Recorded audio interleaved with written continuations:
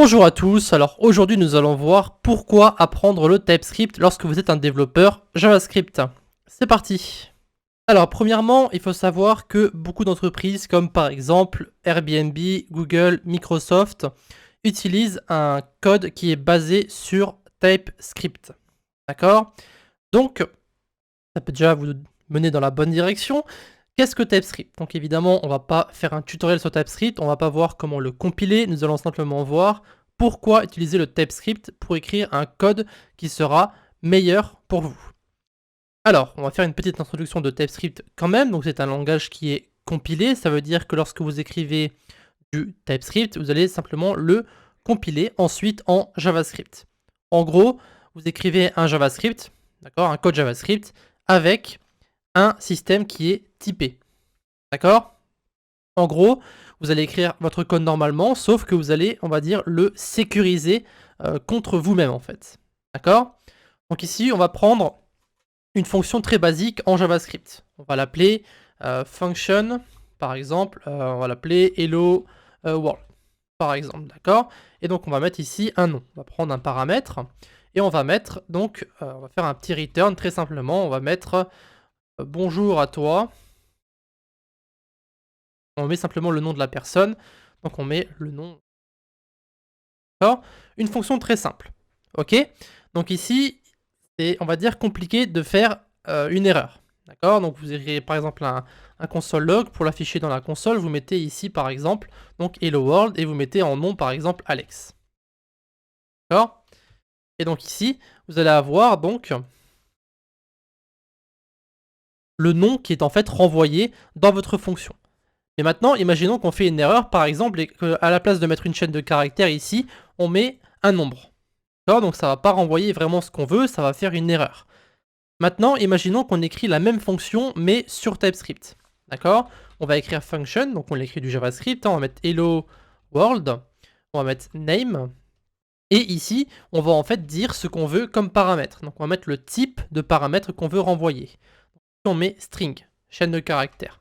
Et donc ici, on va faire un return et on va mettre exactement le même code. Donc bonjour à toi. On va mettre ici donc name. Donc c'est exactement la même chose, sauf que... Alors je vais juste renommer le nom de la fonction. Voilà, on va mettre TS. Ici on va mettre JS, comme ça ce sera plus clair. On va mettre ici JS, voilà. Et donc maintenant, on va faire la fonction. Donc si on fait par exemple un console.log, on met hello world, donc TS, et qu'on met à l'intérieur une chaîne de caractères, comme c'est le cas ici, d'accord, ça ne renvoie aucune erreur. Par contre, si on met par exemple un console log et qu'ici à la place de notre chaîne de caractères, on met par exemple un nombre, et bien ici vous allez avoir une erreur. Parce que, justement, en fait, on attend un paramètre de type chaîne de caractères et non un nombre. Ça veut dire que lorsque vous allez compiler en fait votre fonction ou votre code, eh bien vous allez avoir une erreur qui va être renvoyée par TypeScript parce que ici on veut un type string et non un nombre. Par contre, si ici le name je mets par exemple number, d'accord, comme type, alors ce sera la chaîne de caractères qui ne sera pas bonne parce que on attend un type nombre et non un type chaîne de caractères. D'accord? Donc en gros, les deux fonctions sont écrites de la même façon, d'accord? Ça fait exactement la même chose, sauf que ça vous permet justement de vous rendre, on va dire, meilleur dans votre façon d'écrire votre code. Donc certes, c'est un peu plus de lignes à écrire, un peu plus de mots, de choses à écrire, mais ça va permettre justement de, on va dire, attraper les erreurs avant qu'elles apparaissent sur votre site. D'accord? Ça va aussi rendre votre code plus simple à réécrire, éventuellement par la suite, et il faut savoir que TypeScript est aussi très simple à incorporer dans votre code JavaScript déjà existant. Donc, si vous écrivez du code en TypeScript, vous aurez moins de chances, on va dire, de vous tromper, et vous n'avez pas vraiment de raison de ne pas écrire en TypeScript, à part le fait que ça rend le JavaScript un poil plus compliqué. Bien sûr, ça va aussi booster un peu votre façon de coder, donc évidemment, imaginons que vous allez par exemple rejoindre une team qui écrit en TypeScript ou en JavaScript, et donc, ils vont vous demander d'utiliser ce fameux JavaScript. Et vous savez déjà, par défaut, que le TypeScript n'est pas vraiment là pour vous emmerder, d'accord, pour dire ça comme ça. C'est plus là pour vous aider. Et ça rend le code aussi beaucoup plus lisible. Parce qu'on sait ici, ce que le paramètre va devoir, quel type de paramètre on va devoir écrire, et éventuellement quel type la fonction va devoir renvoyer. Donc par exemple ici on sait que dans la fonction on va obligatoirement renvoyer une chaîne de caractères, puisqu'on demande une chaîne de caractères ici. D'accord? Donc ce code n'est pas bon. Donc on peut l'enlever. Alors prenons notre petit exemple. Ici, si par exemple nous faisons une fonction qui va additionner deux nombres. Donc on met ici function, donc on va mettre sum, on va l'appeler sum, hein, la fonction. Donc c'est en fait une fonction qui va renvoyer la somme de a plus b, très simple. Donc on met ici a et b en tant que paramètres, hein. Voilà, très simple. On met ici return a plus b. D'accord, pour l'instant rien de compliqué. Mais justement ici, ça va permettre de faire en sorte, lorsqu'on va l'écrire sur le TypeScript, de ne pas avoir autre chose que des nombres, donc en entrée ou en sortie de notre fonction. Donc si on fait par exemple console.log et qu'on met donc somme de 1 et 3, ici on sait très bien que ça va renvoyer 4 quoi qu'il arrive, mais si par exemple on fait une erreur et qu'on met ici une chaîne de caractères, ou que pour une raison je ne sais pas laquelle on met un booléen, eh bien ce problème ne va pas... vous n'allez pas avoir d'erreur dans votre console. D'accord?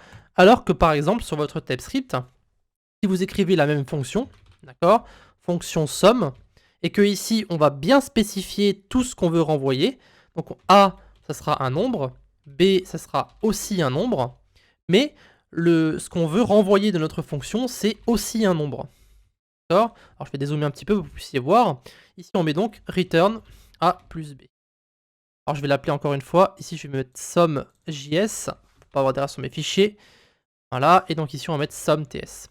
Alors, console.log, on va mettre somme.ts, et on met par exemple ici 1 et 3, quand je l'ai mis avant. Et donc ici, tout est marqué dans le code TypeScript. Lorsque vous allez en fait le lire, vous allez savoir que, bon après ce sont des fonctions qui sont très simples ici, hein, mais vous allez voir que somme.ts, bon après c'est somme, hein, c'est juste que j'ai spécifié ici pour le fichier, mais on attend que A ce soit un nombre, d'accord, on attend que B soit un nombre, et que ce qui est renvoyé de notre fonction, c'est aussi un nombre, d'accord. Donc si par exemple ici on renvoie une chaîne de caractères, d'accord, return 3, on va avoir ici une erreur parce qu'on veut que ce qui est renvoyé, c'est un nombre.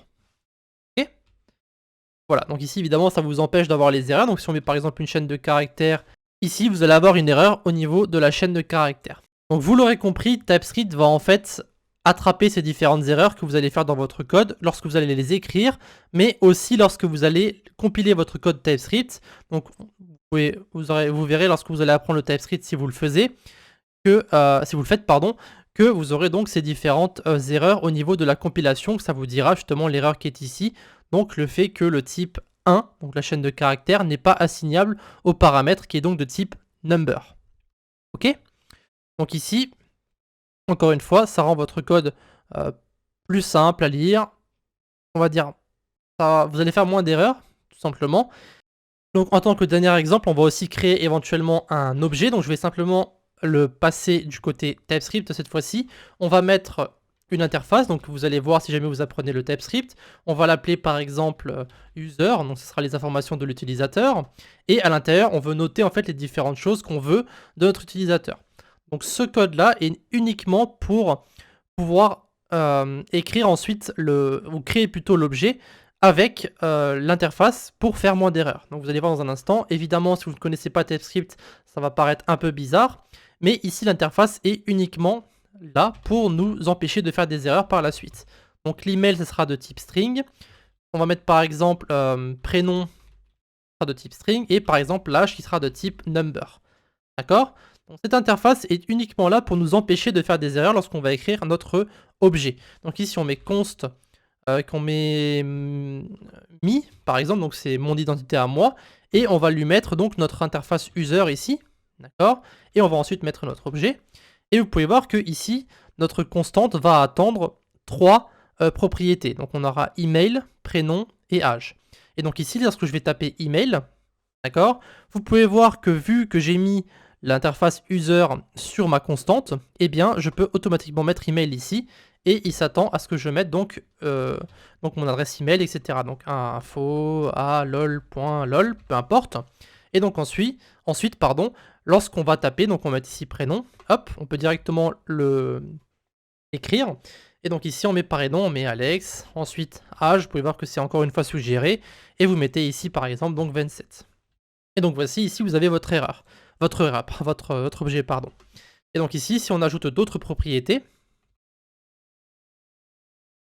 vous pouvez voir que ça va faire une erreur, parce que dans notre interface ici, nous n'avons pas ajouté ce que nous avons mis ici. Par contre, si nous mettons par exemple ici, qu'on met lol et qu'on met ici boolean, vous allez voir que l'erreur va disparaître parce que nous avons ajouté justement cette ligne dans notre interface. Bref, je pense que on en a assez fait ici, c'est simplement pour vous prouver que TypeScript n'est pas si méchant que ça, il est surtout là pour vous aider et pour vous aider à devenir un meilleur développeur ici, pour justement écrire un code qui aura moins d'erreurs et qui sera aussi éventuellement beaucoup plus lisible. Donc maintenant la question c'est comment est-ce que vous allez débuter sur TypeScript? Alors c'est très simple, vous avez ma playlist qui est disponible sur ma chaîne, donc vous allez sur ma chaîne, vous allez sur playlist, vous avez une playlist TypeScript qui est très complète, vous avez toutes les différentes choses que vous allez voir pour un débutant, donc la playlist dure environ 2 ou 3 heures de vidéo, donc vous en avez pour quelques jours si vous faites ça, ou alors en une journée si vous avez le temps évidemment. Je vous conseille encore une fois de passer sur TypeScript si vous êtes un développeur JavaScript, parce que ça ne fera que vous aider. Voilà. En attendant, cette petite vidéo sera aussi disponible en article, donc sur mon blog, donc je mettrai directement l'article dans les commentaires, donc n'hésitez pas à passer, ou alors mettre des suggestions pour d'autres vidéos que vous aimeriez voir, donc pour la suite.